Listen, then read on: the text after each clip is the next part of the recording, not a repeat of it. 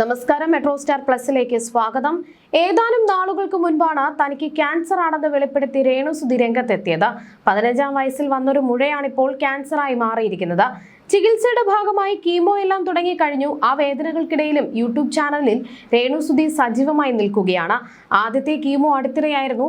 അതിനുശേഷം ഛർദ്ദിച്ച് അവശയായ രേണുവിനെ ICUവിലേക്ക് മാറ്റിയെന്ന വാർത്ത കഴിഞ്ഞ ദിവസമാണ് പുറത്തു വന്നത്.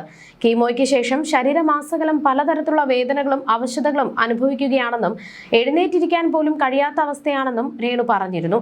കിച്ചു കാണാൻ വരാത്തതിന്റെ നിരാശയും ഇടയ്ക്ക് രേണു പങ്കുവച്ചിരുന്നു. കിച്ചുവും രേണുവും തമ്മിലുള്ള അസ്വാരസ്യങ്ങളും അകൽച്ചയും സോഷ്യൽ മീഡിയയിൽ വലിയ ചർച്ചയായിരുന്നു.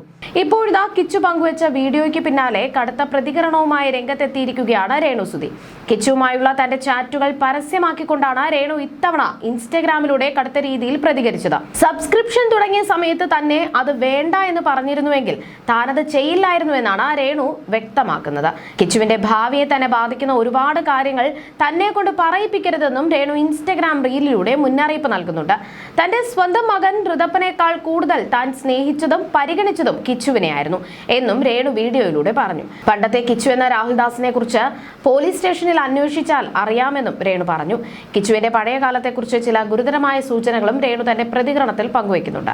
കിച്ചു എന്ന രാഹുൽദാസിന്റെ പണ്ടത്തെ സ്വഭാവത്തെക്കുറിച്ചും പശ്ചാത്തലത്തെക്കുറിച്ചും അറിയണമെങ്കിൽ ചില പോലീസ് സ്റ്റേഷനുകളിൽ പോയി അന്വേഷിച്ചാൽ മതിയെന്നാണ് രേണു തുറന്നടിക്കുന്നത്.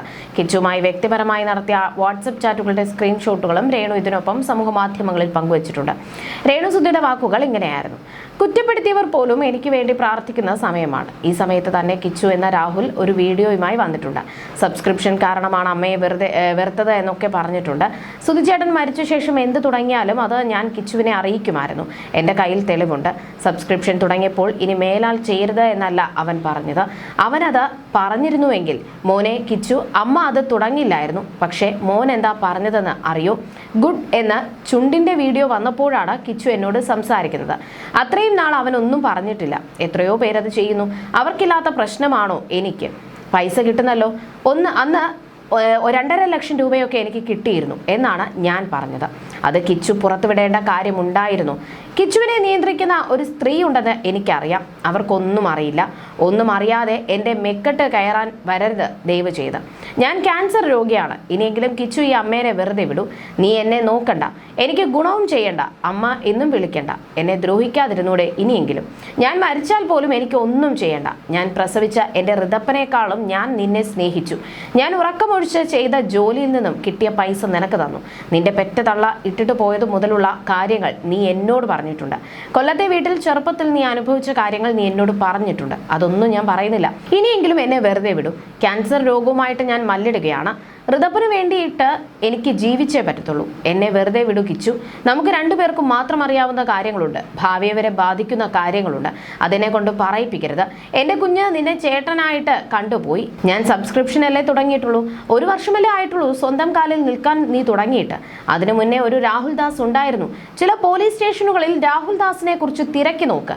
എന്നെ ഇനി അമ്മ എന്ന് വിളിച്ചില്ലെങ്കിലും കുഴപ്പമില്ല, ഉപദ്രവിക്കരുത്. ഞാൻ നിന്നെ ഉപദ്രവിക്കാൻ വരുന്നില്ല. നിന്റെ കാല് പിടിച്ചു പറയുക, എന്നെ ഉപദ്രവിക്കരുത്. എനിക്കിതിൽ നിന്നും എഴുന്നേറ്റ് വന്നേ പറ്റൂ. ഞാൻ നിനക്ക് പൈസ തന്നിട്ടേ ഉള്ളൂ, കണക്ക് പറയുന്നതേ അല്ല. മോൻ്റെ പല ചാറ്റുകളും സംസാരങ്ങളും എല്ലാം എൻ്റെ കയ്യിലുണ്ട്. സുധിചേട്ടൻ നിന്നെ എൻ്റെ കയ്യിൽ ഏൽപ്പിച്ചപ്പോൾ നിനക്ക് ആരുമില്ലായിരുന്നു. ആപത്ത് ഘട്ടത്തിൽ ആരും ഉണ്ടായിരുന്നില്ല. ഓരോ ആവശ്യത്തിനും പോലീസ് സ്റ്റേഷനിൽ കയറി ഇറങ്ങിയത് ഞാനായിരുന്നു. രാഹുൽദാസിനെ പറ്റിയുള്ള ലാസ്റ്റ് വീഡിയോ ആയിരിക്കണം ഇത്. ഇനി എന്നെ കൊണ്ട് ഇത് ചെയ്യിപ്പിക്കരുത് കിച്ചു. എനിക്കിനി വയ്യ. കിച്ചു എന്നെ വന്ന് കാണണ്ട. ആരുടെയും വിഷമം തീർക്കാൻ വന്ന് കാണണ്ട. ഇന്ന് വരെ കാണുകയോ വിളിക്കുകയോ മിണ്ടുകയോ ചെയ്തില്ലല്ലോ. വേണ്ട, ഇനി അത് വേണ്ട. ഈ ഉള്ളവളെ വെറുതെ വിട്ടേക്ക്. ഞാൻ ചത്താൽ പോലും എൻ്റെ ശവം വന്ന് നീ കാണരുത്. റീത്ത് പോലും ആരും വെക്കേണ്ട. എന്നെ വെറുതെ വിട്ടേക്കെന്നായിരുന്നു രേണു പറഞ്ഞത്.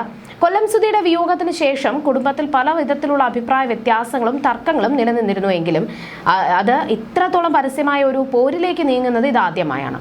കിച്ചുവിന്റെ വീഡിയോയ്ക്ക് പിന്നാലെ രേണുവിന്റെ ഭാഗത്തു നിന്ന് ഇത്തരമൊരു കടുത്ത പ്രതികരണവും വെളിപ്പെടുത്തലുകളും വന്നതോടെ സോഷ്യൽ മീഡിയയിൽ ഇപ്പോൾ ഒരു പക്ഷത്തും പിന്തുണയേറുകയാണ്. ഈ വിഷയവുമായി ബന്ധപ്പെട്ട് ഇരുവർക്കും അനുകൂലമായും പ്രതികൂലമായും നിരവധി ചർച്ചകളാണ് ഇപ്പോൾ നടക്കുന്നത്. അതേസമയം കീമോയ്ക്ക് ശേഷമുണ്ടായ ആരോഗ്യ പ്രശ്നങ്ങൾ ഉൾപ്പെടെ രേണു പറഞ്ഞിരുന്നു. ക്ഷീണവും തളർച്ചയും മൂലം ICUവിലായിരുന്ന രേണു കഴിഞ്ഞ ദിവസമാണ് വീട്ടിലേക്ക് തിരികെ എത്തിയത്. രോഗമുക്തി നേടിയാൽ തനിക്ക് സുശേഷകയായി പോകാനാണ് ആഗ്രഹമെന്നും രേണു രോഗ കിടക്കയിൽ കിടന്ന് പറയുന്ന വീഡിയോകളും പുറത്തു വന്നിരുന്നു. സുധിയും മാത്രമുള്ള ലോകത്തേക്കാണ് രേണു അമ്മയുടെ റോളിലേക്ക് വരുന്നത്. 20കളിൽ മാത്രം പ്രായമുള്ള രേണു 11 വയസ്സുകാരനായ ഒരു മകന്റെ അമ്മയായി കൂടി മാറണമായിരുന്നു. അധികം വൈകാതെ രേണുവിനും സുധിക്കും ഋതുൽ എന്നൊരു മകൻ കൂടി പിറന്നു. കിച്ചുവിന്റെ കയ്യിലിരിക്കുന്ന കൊച്ചു കുഞ്ഞായാണ് തുടക്കത്തിൽ ഏവരും ഋതപ്പൻ എന്ന ഓമന പേരുള്ള ഋതുലിനെ കാണുന്നത്. സുധിയുടെ വിയോഗശേഷം ഈ സഹോദരന്മാർ ഒരിടത്തായിരുന്നില്ല താമസം. ഇളയ കുഞ്ഞ് രേണു സുധിയുടെ കൂടെ അവരുടെ വീട്ടിലായിരുന്നു താമസം. കിച്ചു കൊല്ലത്ത് സുധിയുടെ വീട്ടിലും. ഇങ്ങനെ പല പ്രശ്നങ്ങളിലൂടെ പോകുന്നതിനിടയിലായിരുന്നു രേണുവിന് രോഗം സ്ഥിരീകരിക്കുന്നത്. ആദ്യ കീമോയ്ക്ക് ശേഷം രേണു സുധിയുടെ ശാരീരികാവസ്ഥ വളരെ പരിതാപകരമായിരുന്നു. അതിനാൽ തന്നെ ഛർദിയും അവശതകളും കൂടിയതിനാൽ ICUവിൽ പ്രവേശിപ്പിക്കേണ്ടി വന്നു. കീമോയുടെ മരുന്ന് നൽകുന്ന ക്ഷീണവും അവശതയും ശരീരത്തിന് താങ്ങാൻ കഴിയുന്നില്ല എന്ന് രേണു തന്നെ വ്ലോഗിലൂടെ പറഞ്ഞിരുന്നു. ഇപ്പോഴിത് ICUവിൽ നിന്നും വീട്ടിൽ തിരിച്ചെത്തിയെന്ന് അറിയിച്ചുള്ള റീൽ പങ്കിട്ടിരിക്കുകയാണ് രേണു. മകൻ ഋതുലും ഒപ്പമുണ്ട്. തന്റെ രണ്ടാമത്തെ കീമോതെറാപ്പി വരുന്ന 9-ാം തീയതിയാണെന്നും എല്ലാവരുടെയും പ്രാർത്ഥനകൾ ഉണ്ടാവണമെന്നും രേണു കുറിച്ചിരുന്നു. ആദ്യ കീമോയ്ക്ക് ശേഷം രേണു മുടി പൂർണ്ണമായി മുറിച്ചിരുന്നു. അതിനാൽ തന്നെ രേണുവിന്റെ പുതിയ രൂപം കാണുന്നത് ആരാധകർക്കും വേദനയുള്ള കാര്യമാണ്.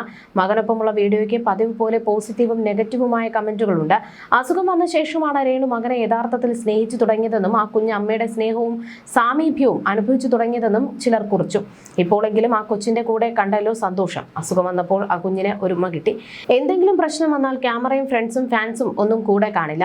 ഹോസ്പിറ്റലിൽ കൊണ്ടുപോകാൻ, മരുന്ന് വാങ്ങാൻ, ക്ഷമയോടെ കാത്തു നിൽക്കാൻ, സ്നേഹം തരാൻ എല്ലാം സ്വന്തം കൂടപ്പിറപ്പും മക്കളും അച്ഛനും അമ്മയും ഒക്കെ കാണും.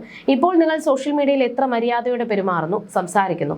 ഇതേ ഭാവം അസുഖം വരുന്നതിന് മുൻപ് നിങ്ങൾ ചെയ്ത വീഡിയോകളിൽ കാണിച്ചിരുന്നുവെങ്കിൽ എത്ര നന്നായേനെ. അനാവശ്യ തെറിവിളികൾ ഒന്നും കേൾക്കേണ്ടി വരില്ലായിരുന്നു എന്നായിരുന്നു രേണുവിനെ വിമർശിച്ചവർ കുറിച്ചത്. കഠിനമായ വേദനകൾക്കിടയിലും മോന്റെ മുന്നിൽ രേണു ചിരിച്ചു നിൽക്കുന്നുണ്ടല്ലോ. ചില മക്കൾക്കൊക്കെ ഇതൊരു പ്രഹസനമായി തോന്നാം. പക്ഷേ ഉള്ളിൽ നീറിക്കൊണ്ട് പുറമേ ചിരിക്കുന്ന ഒരമ്മയുടെ അവസ്ഥ ആ അമ്മയ്ക്കേ അറിയൂ. എല്ലാം ഭേദമായി ഉടനെ തിരികെ എത്തും. കേരളം മുഴുവൻ പ്രാർത്ഥിക്കുന്നു. മനസ്സിന് ബലം നൽകൂ, ദൈവം അനുഗ്രഹിക്കട്ടെ എന്നിങ്ങനെയാണ് രേണുവിനെ പിന്തുണയ്ക്കുന്നവർ കുറിച്ചത്.